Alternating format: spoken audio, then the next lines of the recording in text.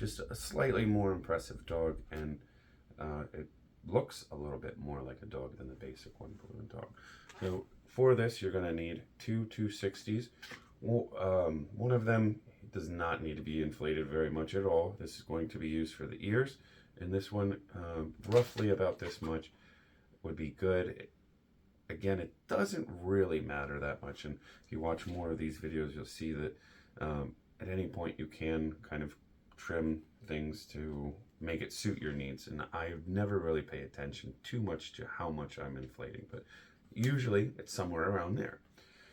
Right, we're going to start off with this 260 that we're using for ears, and if you've never bent a balloon before, there may be other videos out there that help you with this more, but we're going to take our thumbs and kind of push them towards each other while squeezing this down. So the quicker you do this, or more force you apply to it, the better it works. So basically, we're letting all the air out of there for a second, and then when we squeeze this back in, it leaves that permanent bend there. So we don't need too much more of a bend to make this work. So we actually only want about this much of that balloon. So we're going to twist this off, and if you use scissors or have a cutter of some sort, this will work just as well. There is another trick you can do too by snapping it with just your fingers. That may take some more practice, but you want to tie this off first, so when you do cut it, it isn't letting the air out of the entire balloon. But you can use scissors or a cutter or whatever kind you want here, but if you also just keep this held tight, when you snap your fingers, it'll tear a balloon pretty easily as well. So if you learn this method, you can also catch this and reuse this piece, tie it off, whatever you want. But right here, we're letting the rest of the air out of this one and then just tying a knot. So we have like a little banana shape. This is going to be the ears.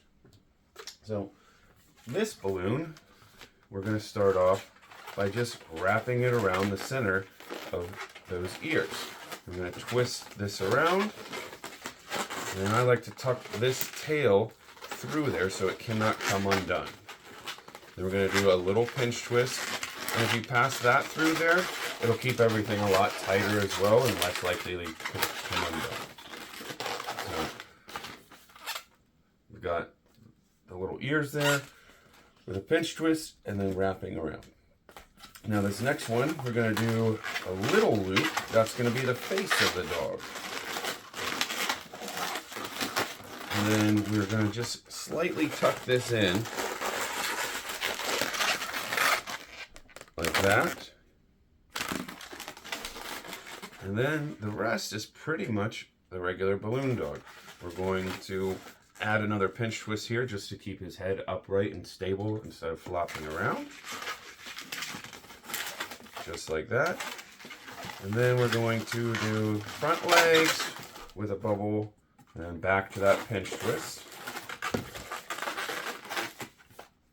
Tummy. And the two back legs. And you can see I still have a little bit of air left in there.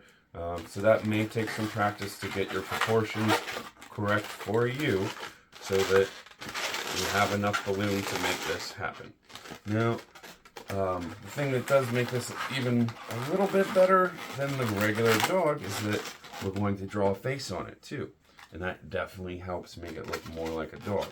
Now, what I like to do is just start off with the nose. We'll center everything around the nose here, like that. And then we can do like a little half circle on one side, then 3 little dots where the whiskers would come out on the other side. And do the same thing. Okay, and then this area, we're just going to do long ovals, I guess, for the eyes. And again, you can draw that however you want, but that's how I do it.